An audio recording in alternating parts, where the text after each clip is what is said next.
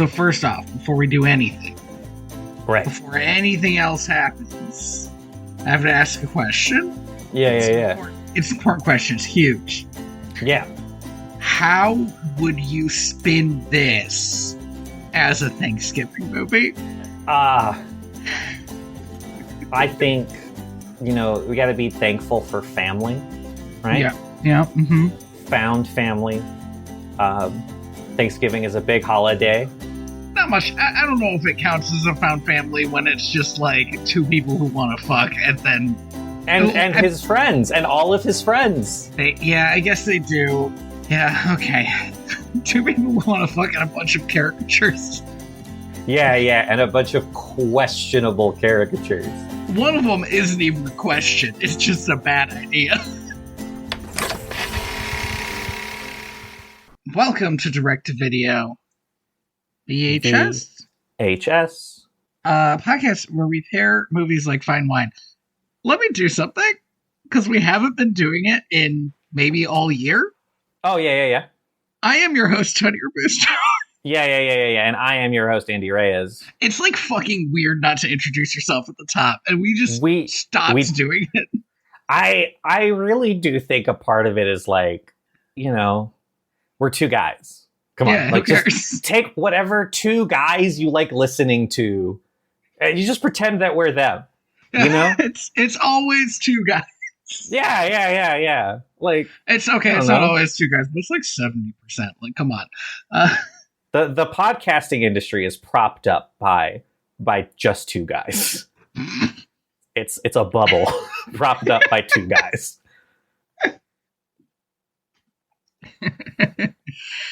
Anyway, we watched the Aristocats.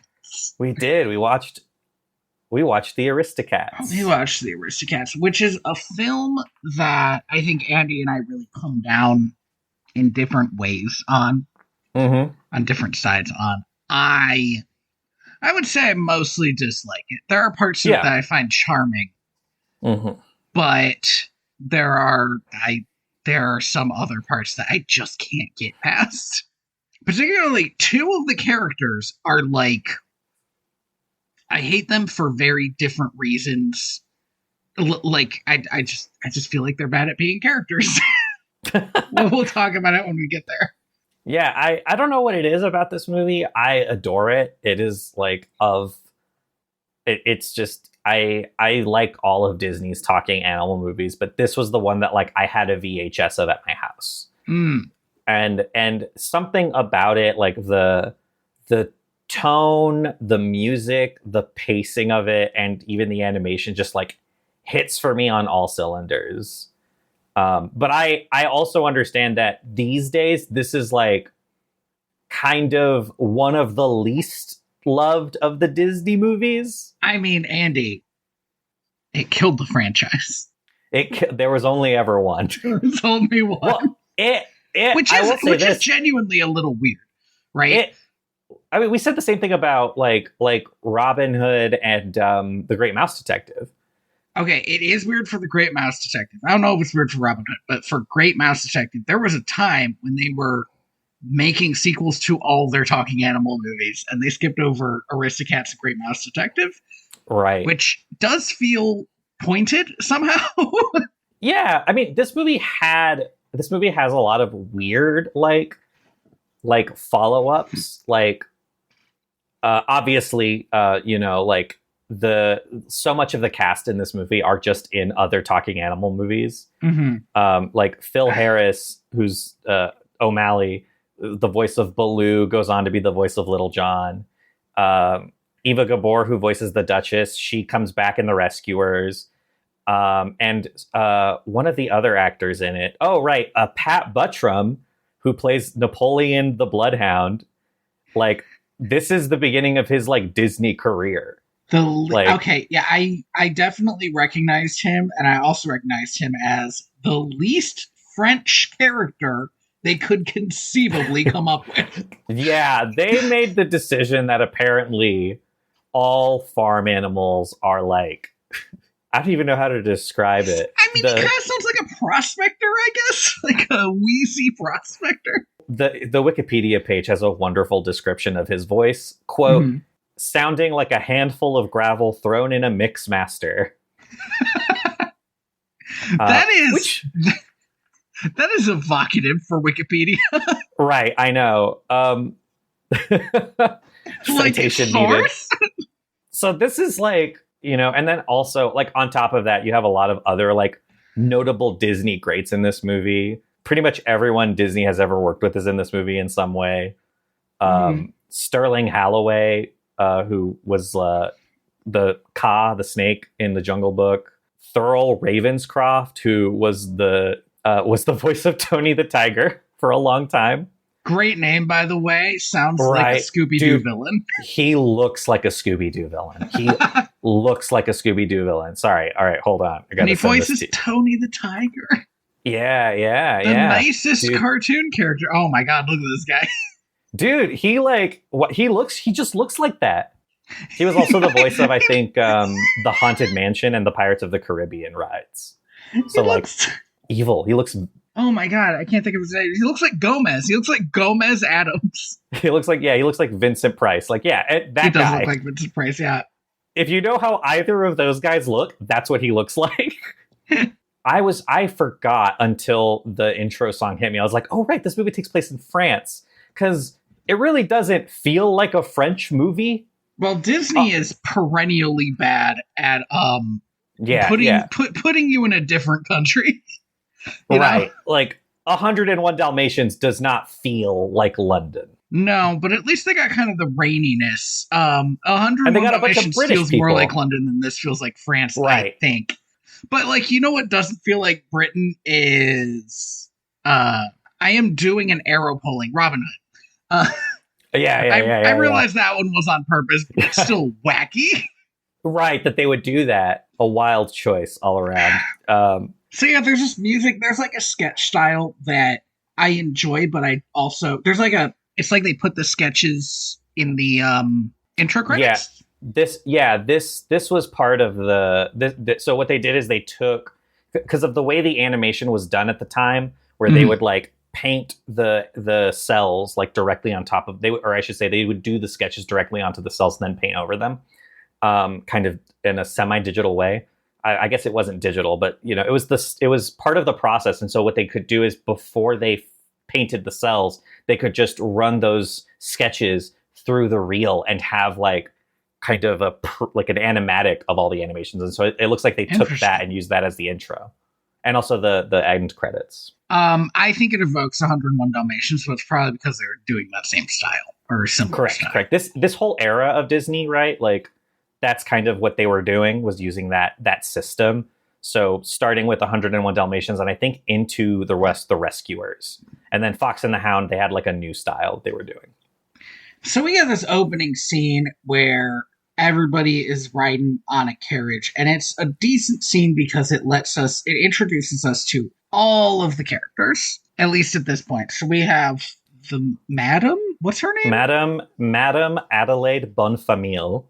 Yes, she is not a character. She is essentially a little old lady with cats, and that's like all you really need to know about her. Yeah. We have Duchess, who is basically also not a character. I'll get back to her. Yeah. That's kind of my problem with her. We have her 3 kittens. I would love it if you could tell me their names. Berlioz, Marie, and Toulouse. So Marie is very obsessed with the idea of like being a lady. And kind of has a very romantic outlook on life. Berlioz and Toulouse are very similar, and the thing that makes them different appears to be that one likes painting and the other one likes music. Also, Berlioz is the one who will fight more with Marie. They have like a sibling rivalry, and Toulouse is just kind of like in the back. Yeah, Toulouse is he's the one who's like, I want to be an alley cat. Yes. And Berlioz is more just like, I hate my sister. I hate my sister. And then here's the last character. The character, I would say, of the movie. Well, so this is what sucks. Because genuinely, I think they fail on his characterization pretty hard. And this really? this opening scene is part of it. We see him when he deals with these kittens and when he deals with the old man who's about to show up. He is accommodating. He is happy in his service, and he is good at his job. Yeah, correct. Okay? And these are all very important because, like, I don't see him as somebody who would suddenly turn criminal. And then when he does, it is because he apparently can't think things through enough to not make the dumbest decision possible. Yeah. Okay? So. Oh, there's also another character. It's a horse. Her thing is she's a horse. His name is Edgar. Oh, right. Yeah, this is Edgar. Butler. He's the butler. Yeah, Edgar Balthazar. There are last names in these credits, which I don't... He was never called Edgar Balthazar. Come on. At no point. But, and the horse whose name was, I believe, Frou Frou. Frou Frou, yeah. Good horse name. It's not bad. So they're out riding, and they get back. And the madame is having her lawyer over. Yes. Her oldest friend. Her lawyer / oldest friend. This oldest friend in two ways. I love this guy. Because this man is the oldest friend. They have known each other for a very long time. But also, he might be the oldest man in France. At one point, he's like, I'm still, I'm not as spry as I was when I was 80. Mm-hmm. Which is like, how old are you? I don't know. He's up there. I guess they're both supposed to be quite old, like older than you expect. Right. He has a lot of slapstick animation that's entirely around the fact that he doesn't move very well. Yeah. He's a rickety old man. Yeah. There's this fun bit I did like where Edgar is trying to get him to go up on an elevator, and he says elevators are for old people. Yeah. And I looked at that and I thought, Madame doesn't need an elevator. They built the elevator for this guy. Yeah, correct. He said he just won't fucking use it. He refuses. It's giving up, right? And as long as he doesn't give up, he could still be a younger man. Maybe not a young man, but a younger man. He has aged so gracelessly that it has looped back around. Like, genuinely. He's like the Maryland flag of old men. When I'm a little old man, this is the energy I want to put out into the world. I do think it is there for the very stark contrast with the madam, because she is like portrayed as this like elegant aged beauty, right? Yes. Like you could in her younger days she was like the talk of the town, but now she's like an old woman and she's still beautiful, kind of a thing. She reminds me of the grandmother in Anastasia. She sort of has this like regality around her. Yeah. She feels like she could command a room. Now the thing is, she doesn't, because she does nothing in this movie. But it feels like she could. There's another. This movie is the sequel to another movie, right? In which she did that stuff. But yeah, so I love this old man because he just sits down at the table and he's like, "Who are we suing today?" Yes. She's like, "I called you here for business." She's like, "Business? Who do you want me to sue?" Excellent. He also has like, I think somebody, I don't know if it was his character animator or just somebody on the animation team, just loved animating this guy. He has all these little animations around him that make him look great. He's got this bit where he has to knock his knees with his umbrella to sit down. Even the bit where he unscrews his pen and then screws the cap onto the other end, and it's just like very satisfying to look at. Yeah, even just like the way he like walks and like he's got like a bow-legged walk, you know. Everything about him feels very loving. Either the animator just went crazy with it. I also suspect that he probably was based on a real person. That's usually how these things go. So they're talking. In my memory, Edgar is eavesdropping. However, in the film, he is 100,000% not eavesdropping. Edgar, and this is important, does not know or seem to care where her money is going until he hears it's going to him. He's not eavesdropping. He has It's I don't like know what a you would call call, like this. a call, like one of those like. It's a tube that you yell into so your butler can hear you. Right. I don't know what you call it. There's got to be a name for it. He has it just like piped into his room. He's literally in his room doing other stuff and like half listening in case she needs something. He's like washing his pants or something. Yeah, he's ironing, I think. He hears that he's gonna get that she's leaving him her money, and including bonds and houses, like everything. And he is so surprised and delighted. And then she says, no, not Edgar. I'm leaving it to my cats. Now, this sends him, it makes him lose it. It just entirely makes him lose all reason. This is important. It breaks him as a human being. He doesn't dislike the cats. He liked the cats fine. Mm-hmm. And he is apparently so dumb. All right, I looked this up. Okay? I looked up other times that this has happened. Yeah. And this has happened a fair amount of time. People leave their money to their pets, and rich people do it more, possibly because they don't have other people who like them like their cat does, right? Right. They don't really have a loving family, maybe. There was one famous time when the woman's kids brought a lawsuit against it because she left the cats like $30 million. And they said that she had been coerced by the people working for her. That's an insane stance. Well, it seems likely because by leaving it in the way the will was written out, essentially the people working for her got all that money to take care of the cats. Yeah, I mean, that's what are the cats going to do with it? Invest in stocks? Like exactly, Andy, exactly. So here's the thing about Edgar. Is he can't think this through to, well, if the cats inherit first, that's how it's written, and then I inherit, that means I inherit first and have to take care of the cats. Yeah, under the just a really strong legal like document that says I have to watch over these cats until they die. And all that means is that he has less stuff to do. He essentially gets to retire with cats. And so it seems so weird that this is his heel turn moment. It's like they didn't want anything that would be too dramatic. Because what this movie does, and it's a little bit fascinating, is it stays away from any scenes that would make this whole situation like harrowing. Right. This guy never even thinks about killing the cats, even though obviously he should do that. Mm-hmm. But he doesn't have the moment where he's like, I can't kill the cats, because he still has to be a villain. Right. So he just acts like the only way to deal with this is to abandon the cats somewhere. Even though okay, I don't want to sit around planning cat murders, but surely he should have waited until after the Duchess died to get rid of the cats. I'm 100% sure that this has happened before.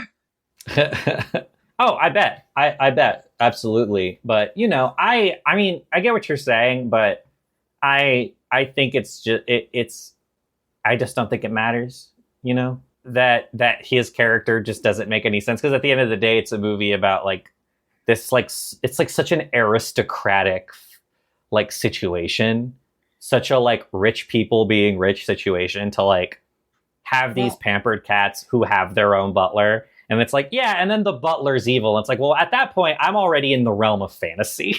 It's just, I guess... where butlers are evil.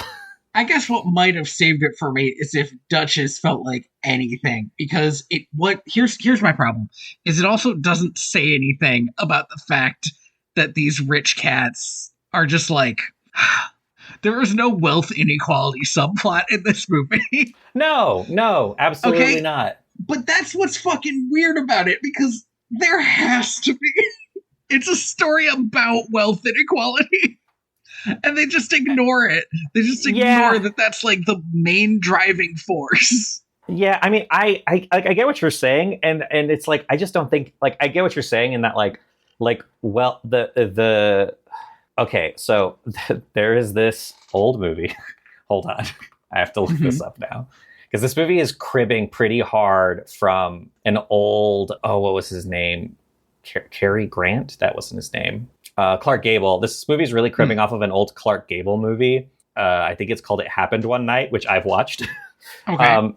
And which is like the whole point of that movie is like a pampered socialite falls in love with like a reporter who's like a salt of the earth, like not really a con man, but a bit of a Han Solo type, you know, like roguish. And that's what this movie is absolutely like cribbing off of, is like the like socialite falls in love with the like down and like normal dude.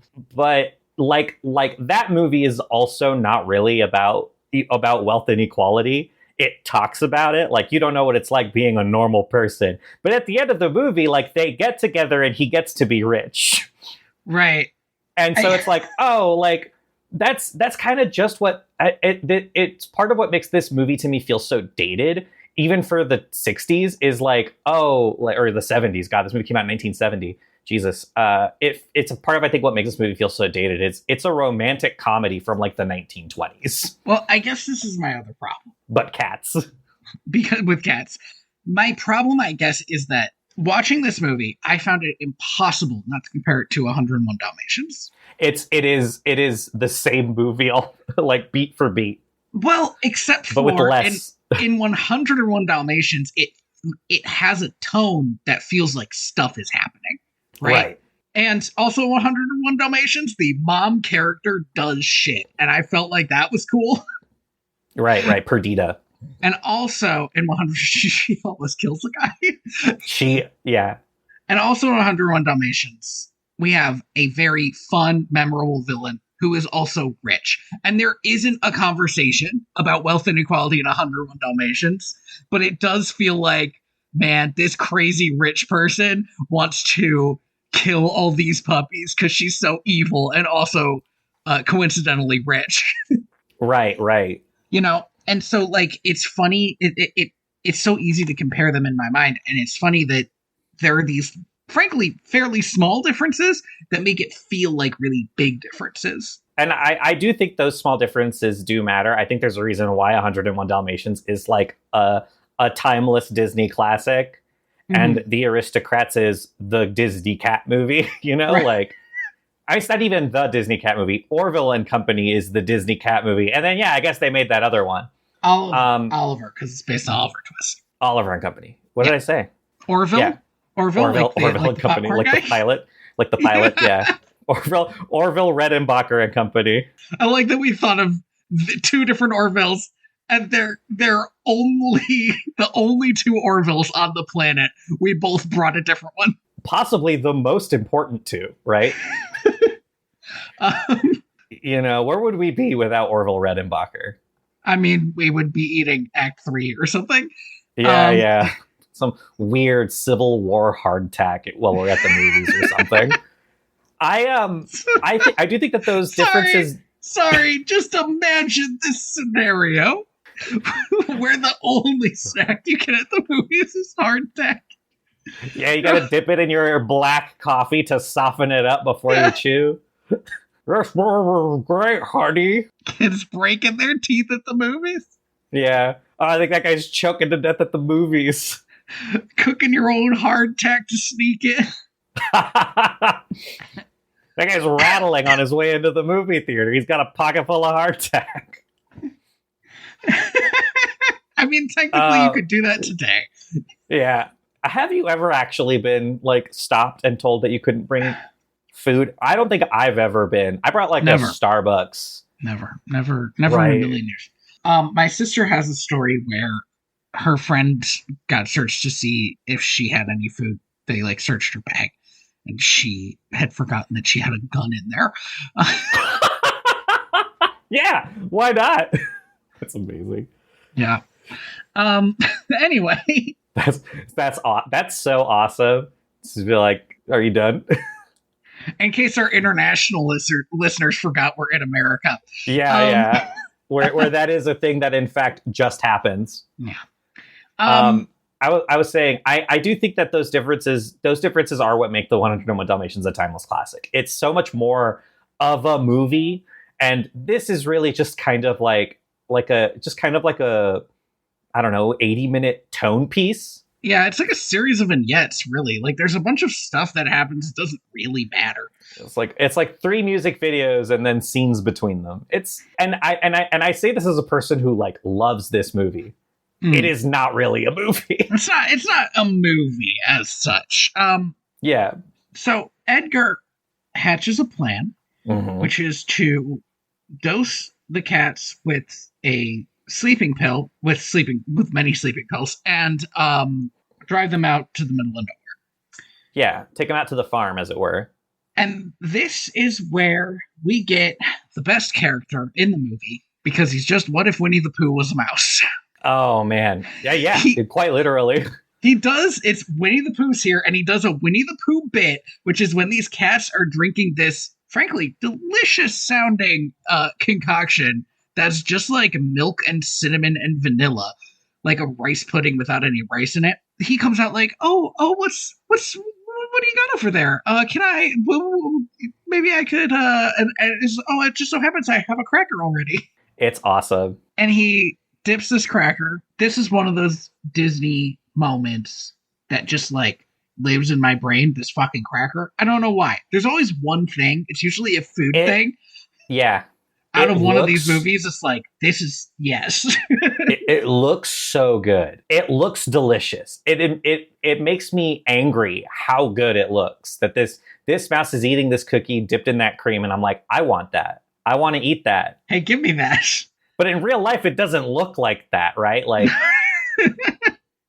Studio Ghibli ass bullshit. Right. I've had like crackers with like a whole milk. It doesn't look that good. It's like fine. It's like okay. Yeah. When you were a kid, did your parents give you like warm milk to help you go to sleep? No. Okay, me neither. But the one of my friends was like, yeah. One of my friends was like, this is like my favorite thing, and so they put a little bit of vanilla in the milk and put the milk in the microwave. And we got to drink that, because, it was either that or alcohol. And I guess we were feeling particularly boring that evening. and I tried it and I was like, this is fine. I don't think it's worth the effort. I think a normal glass of cold milk would do the same thing. And they got so mad at me and I never really understood it. But now I understand. Like I mentioned rice pudding at the top and I just said it offhand and now I fucking want rice pudding. I don't even like rice pudding that much. I just like want it so fucking bad right now. Sometimes you haven't had something in a long time and you're just like, whatever. I want that. Yeah. So they get drugged. The cats get thrown into a basket, a very, very nice basket. This is, by the way, the most twee kidnapping I have ever seen. Yeah. This movie the whole movie cannot go 2 seconds without being like really cutesy about everything. I can't get mad at it because they're doing it on purpose. That's the tell. Yeah. It's like getting mad at Batman 66 for making the bomb joke. For being like that. Yeah. Like, no. Or for being saved by porpoises. Porpoises are creatures of justice, Robin. They're creatures of justice, Robin. Like, but it was the moment where I was like, okay, I'm gonna need to like dial down the part of my brain that is going to get irritated with how twee this all is. The whole thing, the whole movie it's lighthearted again to the point where it has no calorie, it has no caloric intake. Almost aggressively lighthearted because this is theoretically like a really bad situation and it just does not want to like it goes to a lot of trouble to be like, don't worry, kids, it's fine. Look, his hat's bouncing whenever his bike backfires. His little motorcycle is just a guy going, like it's not even a real motorcycle. So this is when we meet our not very French dogs. Oh yeah, Napoleon and Lafayette. Napoleon and Lafayette, hilarious. They got extremely French names. He doesn't even say Lafayette correctly. Lafayette. Yeah, he hits like every hard consonant he can in Lafayette. I can't do the voice justice. It's so, if you've ever and again, if you've watched this, or he's the voice of the Sheriff of Nottingham in Robin Hood. Mm-hmm. He's the voice of Chief, the racist dog in The Fox and the Hound. He's racist against foxes. Racist against foxes, I should stress. Yes. In this movie, he's racist against butlers. Yeah. And I guess in Robin Hood, he's racist against peasants. But he has such a unique voice. Like, and I love it so much. He's got such like almost like a ringing wheeze, if that makes sense. It's the perfect dog voice. Like, if dogs could talk, they would sound like. And same with Lafayette, who has this like kind of like, I don't know what to say other than like deep, I don't want to be rude, but like dumb voice. Yeah, I mean, but that's the vibe, right? Yeah. This is a classic Disney duo, the sort of full of himself one and the dumb one. Yeah. So you're Woody and Buzz. Which one of those do you think is the dumb one? Well, I think it depends on the movie. Okay, fair. They trade off. These days, I'm leaning Buzz. Sorry, I just remembered that great bit in the fourth movie. A movie which has no right to be fucking good. It's crazy. Where Buzz is told to listen to the voice inside of him, and so he keeps pressing his own button to see what that voice thinks he should do. Yeah. And it's like, it works, so he's like secretly wise. Can you believe that there's a Toy Story 5 coming out? I absolutely can, Andy, because they fucked up. I don't remember which Pixar was it. It might have been Elemental. They released a real nothing of a movie, and then they panicked and were like, we guess we're doing another Toy Story. And here's the thing, right? I've said this every time. There's no way it's going to be good. I've said this consistently since Toy Story 3. It's like gonna be good is the upsetting thing. This is gonna be a perfectly good movie that will ruin the ending of the last movie, but you'll also be like, well, I'm glad I got to see this one. The same way every movie they made had. So these dogs attack Edgar and he drops the kittens. They take a bunch of his stuff, but he gets away. Fine. Mm-hmm. He's out of there. The Madame is psychic, I guess, because she wakes up having had a terrible dream where the cats were gone. It turns out the cats are gone. So, I don't know. Do you think we could have gotten her to see other things? Oh, like give her The Shining? Yeah. I don't know. All I have to say about this scene is that the way that they animated her, like, getting up out of bed is so like tender and romantic. It's very I don't know, it's very odd. Like, I'm not saying it's bad, it works for the scene, but there was a lot of care put into her hair and like. Yes, it was also the one scene where I felt like this is the scene where they will acknowledge that there are emotional stakes in this movie.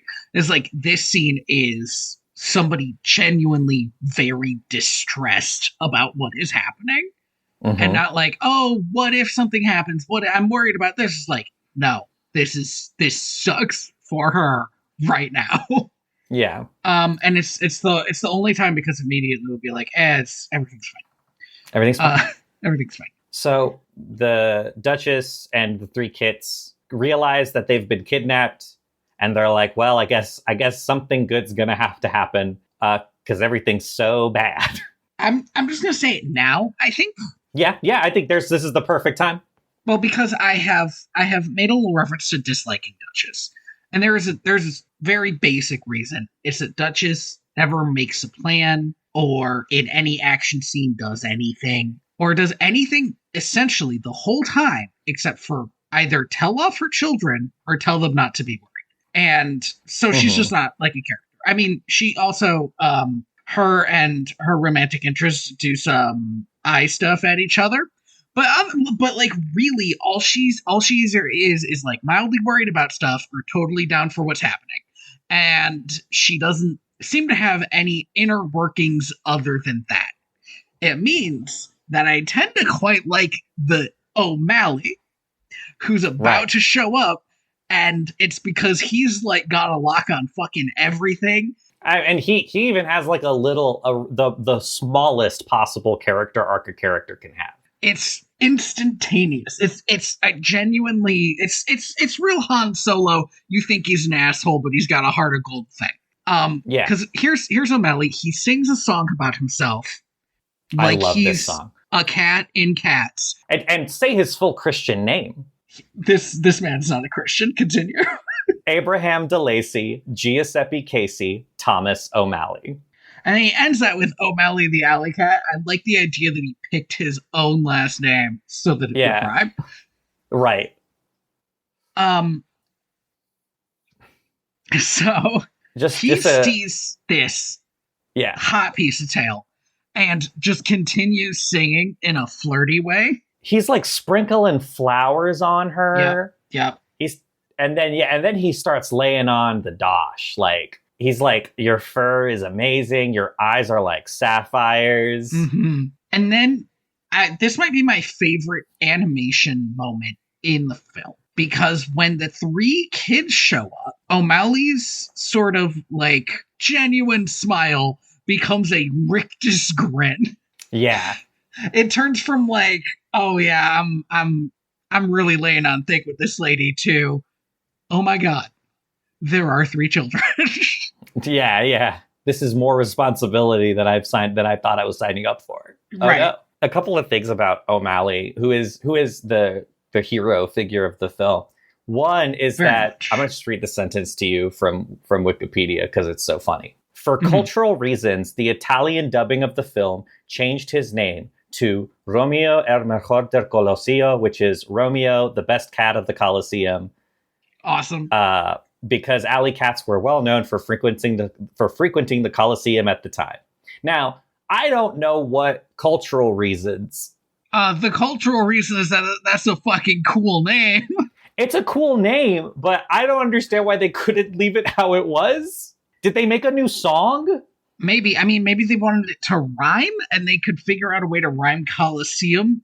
There are definitely alleys in Rome, so... Right, exactly. The other thing is that he was originally supposed to be a striped cat. But then, and I'm talking like well into production, he was supposed to be a striped cat. But they changed him to a plain orange cat because Wolfgang Reitherman, who was the director, was like, listen, we just got off the Jungle Book and I'll be damned if I'm animating more tiger stripes. This fucking sucks. But pretty late into production, he had stripes. Like there are like cells in the movie that had stripes sketched on in pencil and then they just didn't fill them. That's kind of interesting too, because I had thought that his coloring was on purpose, because in the film there is a cat that has the same coloring as each of the kittens. Yeah. Maria obviously looks like her mother. O'Malley looks like Toulouse, and they like immediately hit it off. Like, yes. Even the moment where he's about to fully abandon them to their fate, he's still like, oh, look at you. You probably own the streets back home. Like, he's like really into this little kitten. And then the last one, whose name I can't remember. Berlioz. He looks like the horn playing cat. It looks like they're Scat obviously Cat. Both into music. Scat Cat, yeah. This is the moment where like O'Malley's like, oh well, not looking to be tied down, time to leave. And then I want to say like 10 seconds later, I don't even think they've walked off screen. It's like, yeah, he's like, yeah, good luck. And then he's like, I actually feel like shit for doing that. Just be like, you know what? No. At the very least, I can get you guys a ride back to Paris. Right. He gets a car to stop, and then gets all the kids on it, and gets Duchess on it. And he is planning on leaving, and then Maria falls off. And so he has to go save her. But then I feel like the subtext is, when he jumps onto the back of the car, he's not jumping off that car. He would die. Right. Correct. He actually does have to go with them to Paris now. And I feel like in his mind, he's like, well, I guess that's it. I guess I'm locked in. And then for the rest of the movie, there is not even a question of like, he won't finish this journey with them. Yeah. It's the shortest possible, like, it's not even really a heel turn, but like character growth, I guess. Right. What if Han Solo, like 15 minutes into the movie, was like, you know what, kid, I like you. I'm going to stay by you the whole time. Kisses the princess. And I was like, let's do this. Let's do it. 3 movies? Nah, I only need 10 seconds. Yeah. Sorry, continue. Yeah, they eventually do get caught by the milk truck driver, who is, I think, the only French man in all of France. Let's be fair. I think we only see 3 humans. That correct. So they get kicked off the truck, and then decide to walk the rest of the way. Well, I guess they don't decide, but O'Malley's like, well, I guess we'll just walk the rest of the way. They cross they're crossing like a railroad bridge, and then their train hits the bridge while they're on it. Classic train stuff. I kind of love this scene just because it's paced so comedically for how horrifying this must be for the cats. It's so goofy. It's not even, I think, animated. There's like a still picture of them being afraid that is shaking, cuts to the train, cuts back to them. They are all in a different tableau of being afraid. They do this like 4 times. It's great. And then once the train passes, it's like, well, hold on a minute. We're missing a cat. If you have good eyes, you'll notice that they've been missing the whole time. And yeah, Marie has once again fallen off the wagon, as it were. Marie's kind of bad at that. Although I think this is the last time it happens. O'Malley jumps into the water, saves her, but gets swept downstream. Whereupon we meet, when I was a kid, this was my least favorite part of the movie. As an adult, I think this might be one of my favorite parts of the movie. I was fascinated by it. It's like both. I was like, at first I was like, I can't stand these stupid geese. There were many aspects of these geese I could not stand. Right. But they were clearly developed for you, the viewer, to dislike them so you could see them from O'Malley's point of view. Right, exactly. So these are Amelia and Abigail Gabble. And I looked this up because I had to be sure. They are voiced by 2 different women. Great. Maybe they were in the booth at the same time. Maybe. They sound exactly alike. So I was like, well, they just got a dual, that's easy, right? No, they got 2 women who just both sound like that. They're so easily amused by everything. They think they're funny and they're not, and that's really obnoxious. It's the kind of, I have watched enough British television to know what they're going for here, but it's just kind of odd for it to happen here. So they find O'Malley struggling to get to shore, and they think, oh, this cat's trying to swim. We should help him. And he almost dies. I love what one of them says. Don't worry. Just put in the effort. Don't worry about form. That will come later. That will come later. They're like, you're doing great. Don't worry about form. But they end up saving his life eventually. After they almost take it.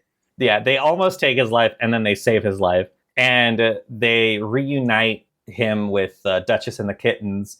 And this interaction is like the most, like, I don't even know how to describe it. But like, I've had my parents do this, where one of my parents clearly hates somebody and the other one is like, be nice. I don't think I've ever done that. It's one of my issues with Duchess that O'Malley almost died and is pretty upset about it. And these geese are also at one point, they're ragging on him. Like super mean, and she's just like, oh no, you don't understand. And it's like, can you get like a little bit offended? Like, can you? No, she can't. That's not becoming of a lady. Yeah, it's just that sucks. She also one of the only times she ever tells off her children is when they're literally acting like kittens. I was like, what are you doing? They're like, you wouldn't fight. That's not ladylike. It's like, it's fucking cat-like. What? Yeah. The geese just start ragging on him at one point. They do. They find out that they're not married. Yeah. And just assume he is taking advantage of this woman and are like, look at his eyes. They're too close together. Clearly, his crooked grin. His crooked grin. I think it's awesome. I don't know why. I just like like that they're ragging on him so hard. But eventually they're like, well, we're going to Paris as well to meet up with our Uncle Waldo. So you guys get to come with us now. They're going to all go to Paris. They tell them to like get in line, like sort of V formation, like geese do. Yeah. And they like waddle. And here's what got me is when the little kid was like, do we have to walk like this? And his mom was like, yes, think goose. And I was like, fucking why? This part was, Andy, unforgivably tweet, because this was a child asking if he had to walk like a fucking asshole all the way to Paris. And he sure did. And his mom's like, yeah. What I love is that in the end shot of this scene, her and O'Malley are just walking normal. Especially O'Malley. He's not lifting his legs anymore than he has to. No fucking way. So she has all the kids like walking around in that gate, and she's just like, well, they have it. And it doesn't feel like, because O'Malley will do a lot of stuff that feels like good parenting tricks, which is like essentially telling a sort of lie that children will believe for 5 minutes so that they will like be entertained. Right. And that feels like that's what this is supposed to be, but it doesn't come across as that. Like, oh yes, you have to walk like this. So like they're like playing a little game or something. It just doesn't feel like, it doesn't have the charm of when he has them cast a spell to make the milk appear, for instance. Right. Yeah. No, I get that. Again, it's just he has all the writing, right? Yeah, like 100%. And what Duchess has is the voice of Ava Gabor. And that's it. I mean, that's all we need, I guess. It's the same problem that we have with Bianca and the Rescuers, right? Yes. Although at least Bianca gets to occasionally be a halfway decent spy.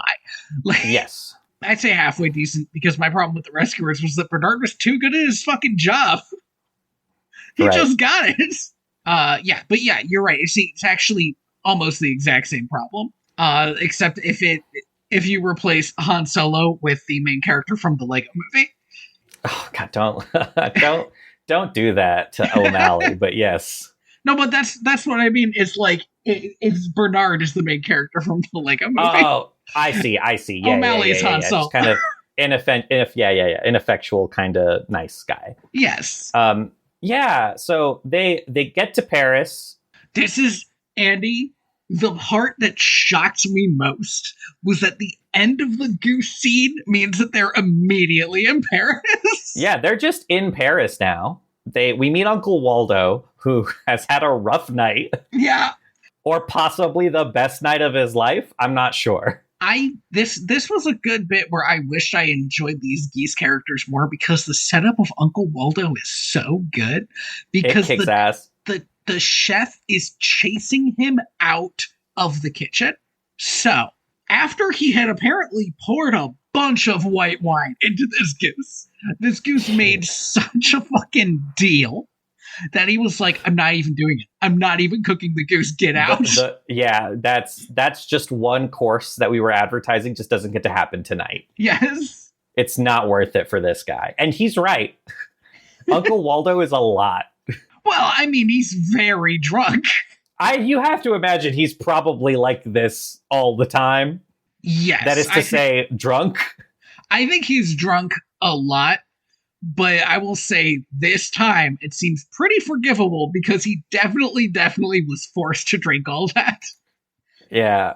And these, it's so fucking weird. These geese, I kind of expected them to be a little bit scandalized. They think everything's hilarious. Yeah. They're just like, oh, Uncle Waldo at it again. Like, okay, I guess. I guess we're going. Going where? I don't know. Exit 3 geese.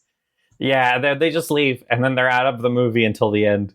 O'Malley does say that he likes Uncle Waldo, which, I don't know, I kind of enjoyed that he's like, you know what? Of the 3 geese, that one's my guy. I get that guy. Yeah. So we're getting to the scene that looms large over the rest of the movie.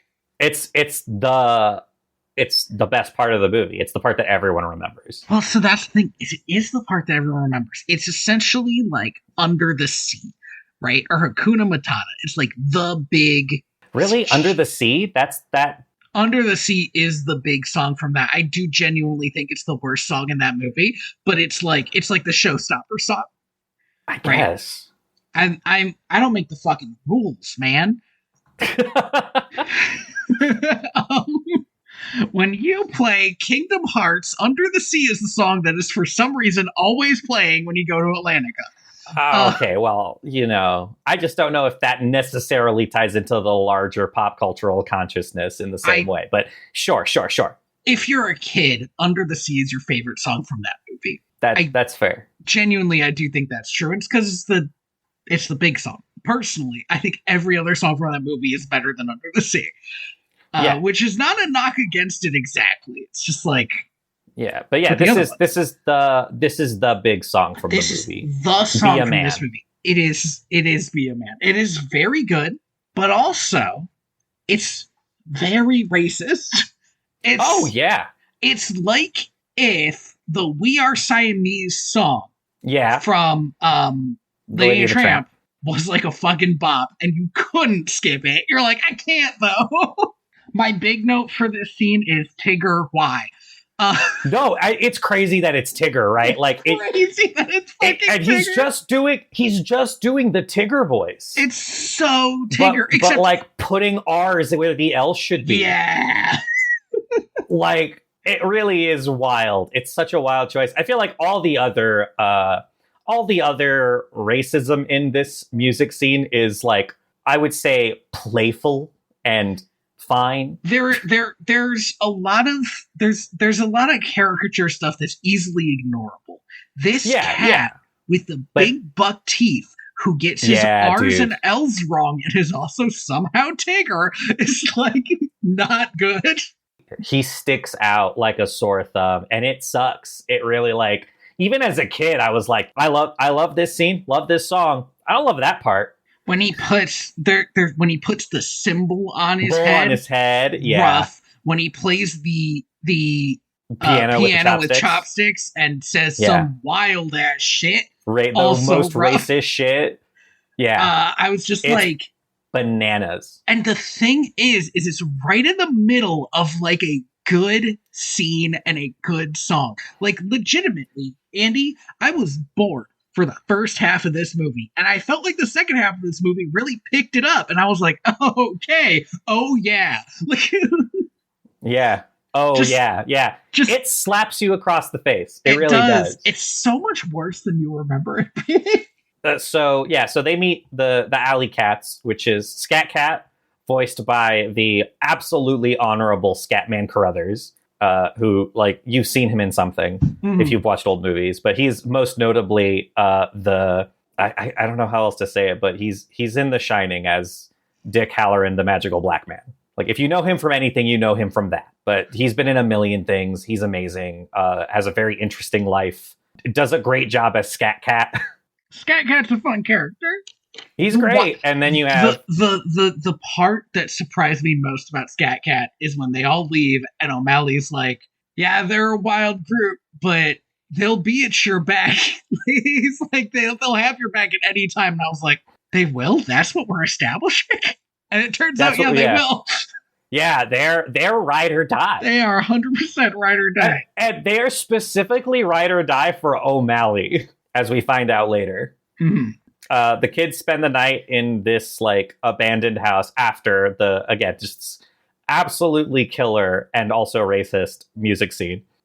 And also they can't stress the like coloring during this musical sequence. Also very good. It's a little bit frenetic. I think I remember it like almost upsetting me as a kid because it's just like a lot. So overstimulating. And it's a little Dumbo. It is a little bit Dumbo. There's this great bit at the end, though. I will always love the bit where they're all dancing on the piano, and the piano crashes through the floor, crashes through the next floor, keeps going until they are on the ground and taking it to the streets. And they walk out of the building, and they're still going. It's awesome. What a wild night. So they spend the night, and while they're spending the night there, O'Malley effectively proposes to Duchess.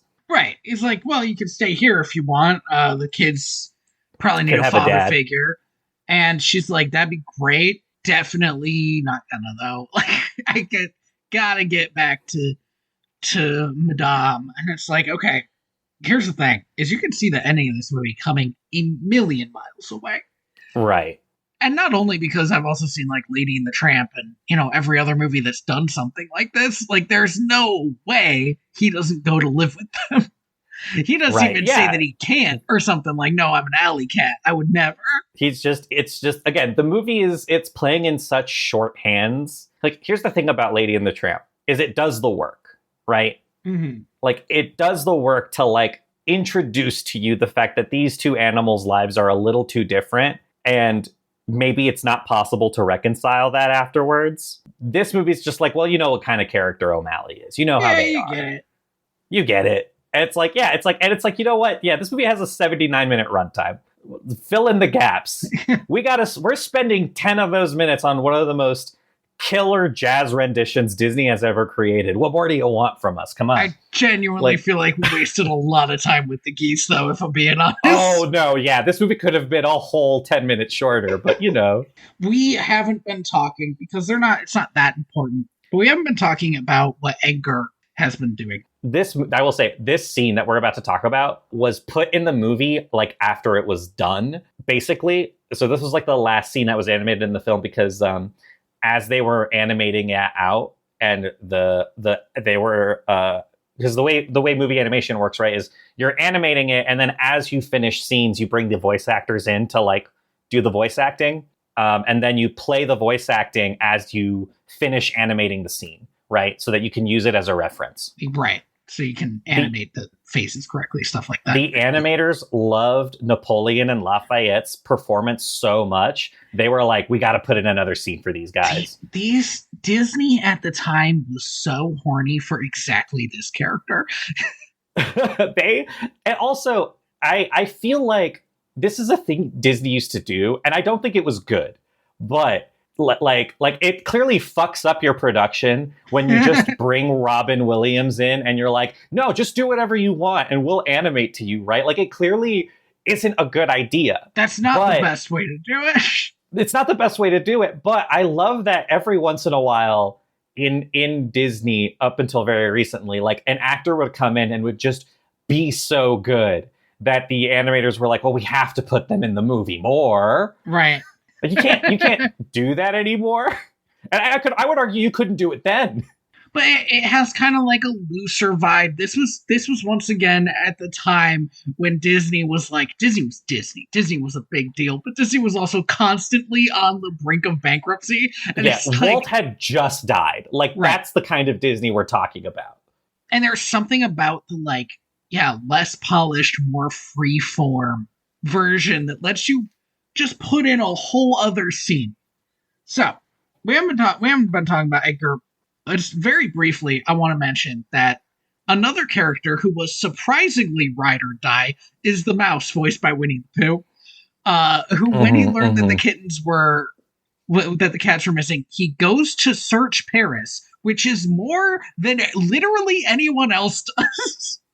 Well, the Madame, at one point, they mentioned that they put out a police. She apparently called the police, and they think it was a catnapper, which is fascinating, but okay. I gotta say, this is the most, like, we're just saying whatever we have to say to get her off our case, because they're like, oh, it was such an impressive catnapping, too. Right. We might not be able to catch this guy. Edgar brags about it to the horse, and the horse is not into this.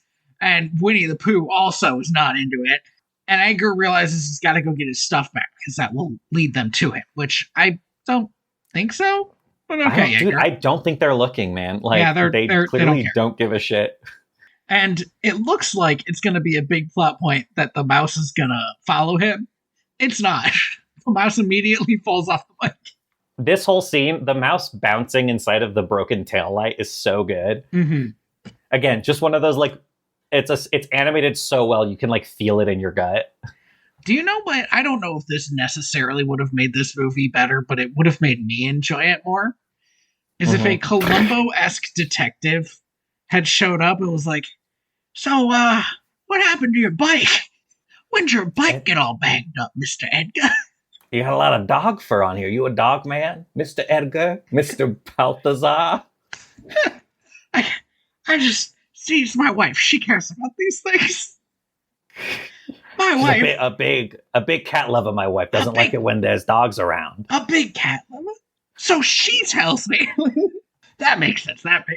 Yeah. I mean, this is if they had tightened up this character a little bit more, they could have made this character like, what was that movie called? It was written by the guy who wrote Knives Out. It's about two con men who pretend to be like life coaches or something for this like isolated rich woman, but then like a whole bunch of stuff happens. It's fantastic. It's genuinely really good. Just Rian Johnson, the Brothers Bloom. The Brothers Bloom. I haven't seen. It's the movie he did before Looper, which is a time. But I think it's. I don't know if it's worth watching today. I remember really enjoying it at the time. But it's just about two con men who do basically like trick a wealthy heiress into like hanging out with them to like try to scam her out of her money. And like Edgar could have been one of those, right? Mm-hmm. Like, I'm doing the long con so that when this woman dies, I can get her to sign her stuff to me. It's legitimately what I remembered him being, but he's just not. He's just like a guy. He's just a guy who's kind of an idiot. Who waited God knows how long and is not willing to wait a second longer to have just a really nice retirement. But that's the thing, is he's willing. This is the thing that really breaks Edgar for me. He is willing to wait. He's willing to wait for her to die. But he was not willing to wait until the cats died or for him to kill the cats. Clearly, she is like gonna live forever if this fucking friend of hers is any indication. That's fair. So Edgar does have this whole ass other scene where he goes back to these dogs. Mm-hmm. And he's got to steal all of his stuff back. There is an amazing moment.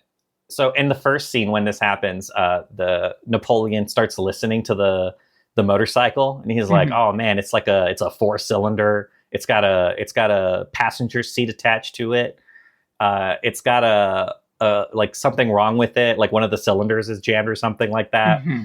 And in this scene, he's like, "Oh, interesting. Somebody's walking around in Oxford shoes, pure, like genuine leather, hand stitched." And I could not stand. By the way, I hated this constant squeak they put over this scene. Oh, it sounds awful. And Lafayette's like, "Oh, well, what color are they, Napoleon?"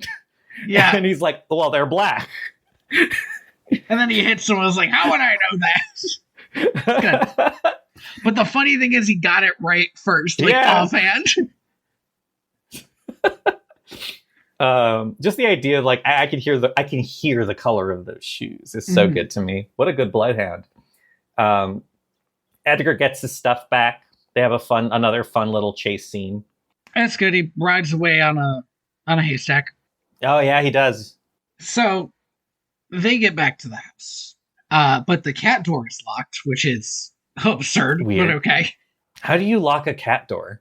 Like, they usually have like a push lock, just like a bathroom door would. Yeah, you're right. That's a stupid question. Here's a more interesting thing. Why have a cat door at all? These are not outdoor cats. These aren't the kind of cats that you let leave the house, like unattended. I would not have had a cat door to this house because the only time we do see them outside is when they were riding the horse, the carriage. And like they were all going inside. They didn't need a cat door for that. Right. It's true. So it's like a bespoke cat door too. It has like engraving on it and stuff. Well, she's rich. So the cat door's locked. They can't get in. They start meowing. Edgar hears them. Little Winnie the Pooh mouse hears them too, and he's like, "No, go away!"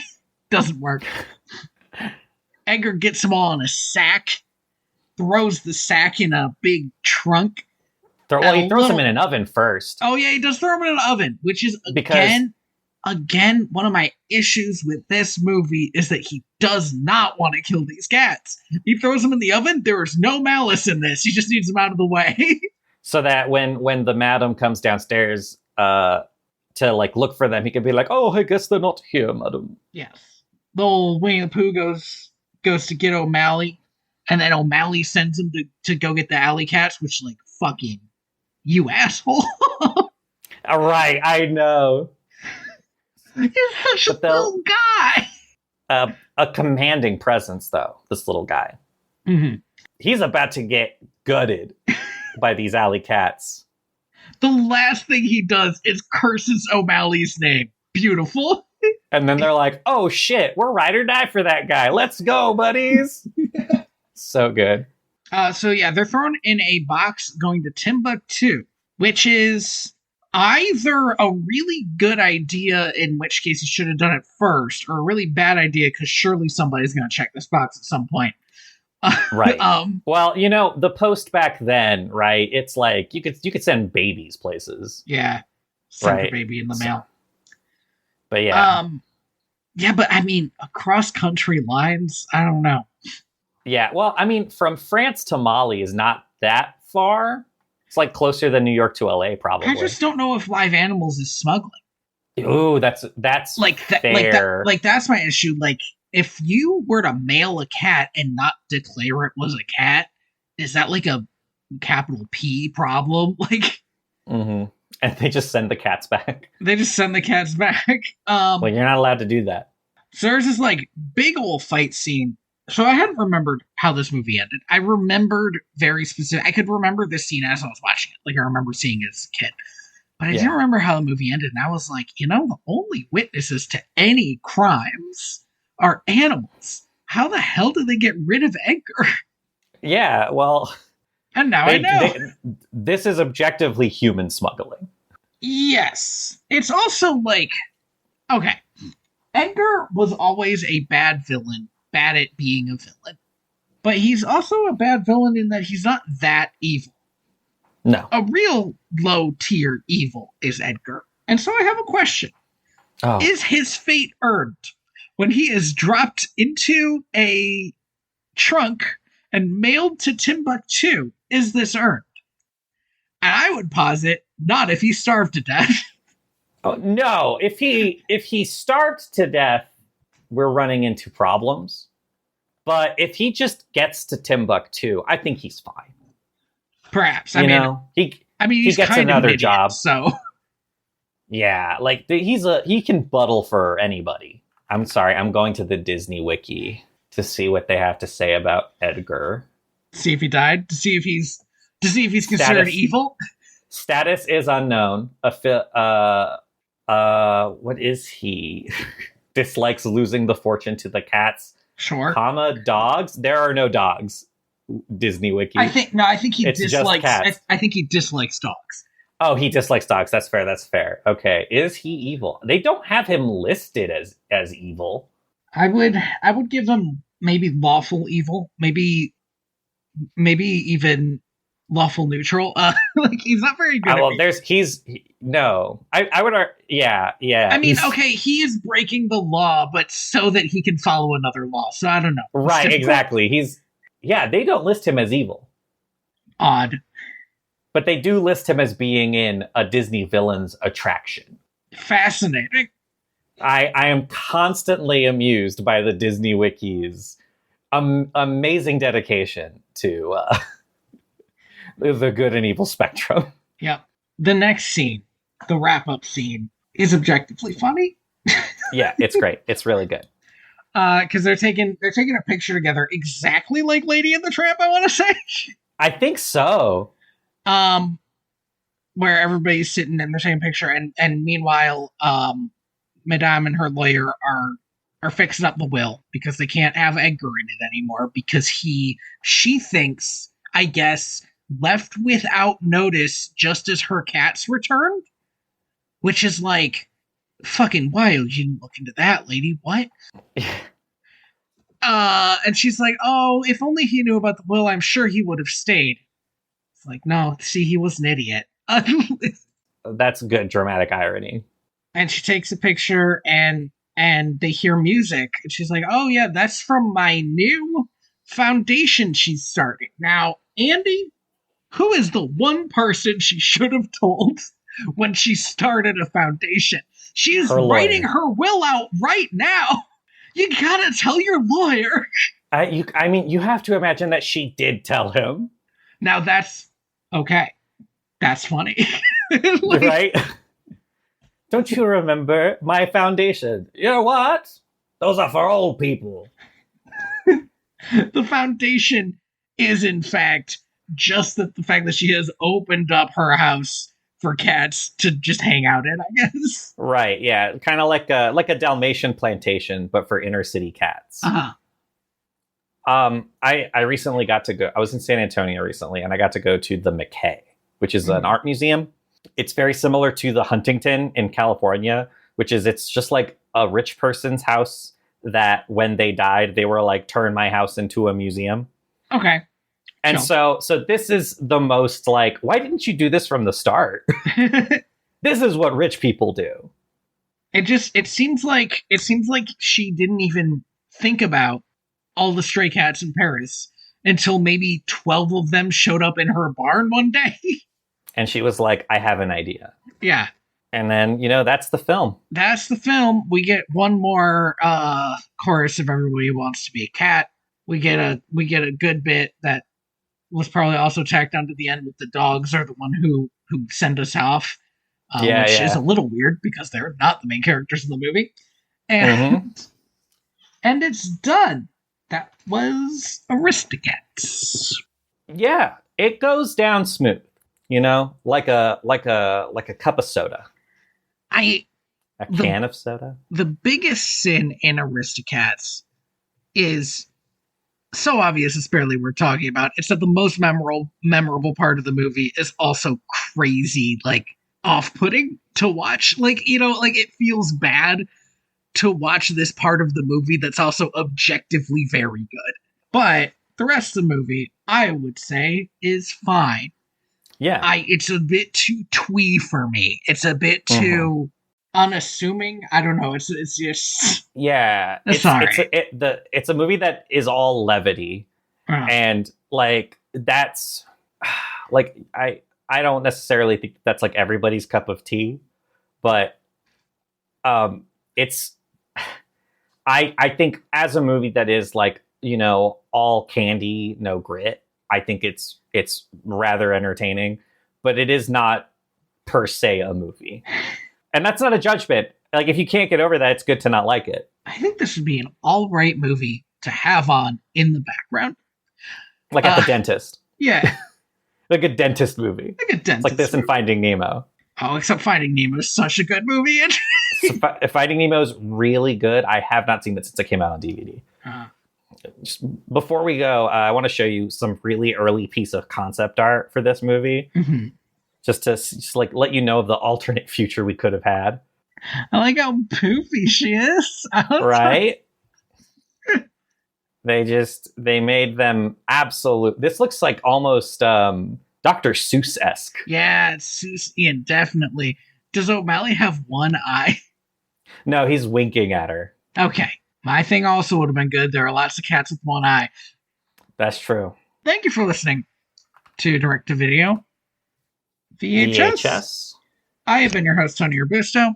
And I have been your host, Andy Reyes. You can find me at inspiredbytrueevents.org, and you can find the podcast at direct2.video.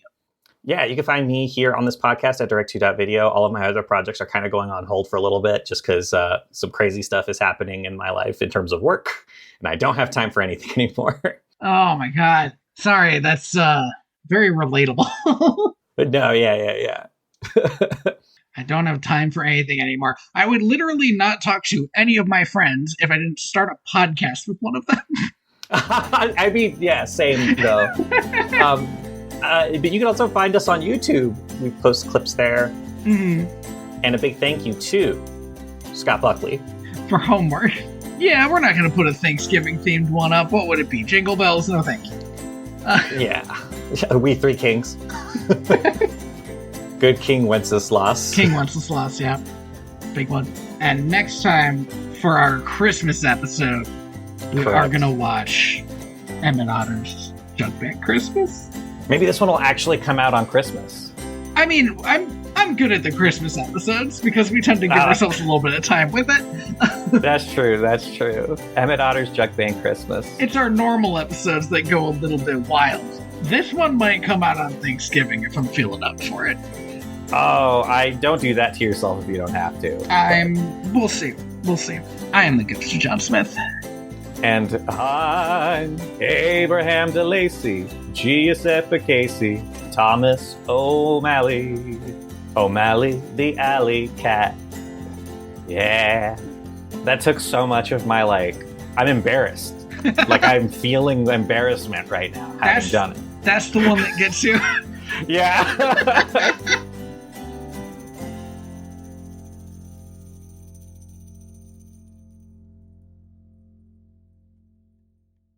Okay, wow, there's so many of these. There's A Muppet Christmas, Letters to Santa, which is recent.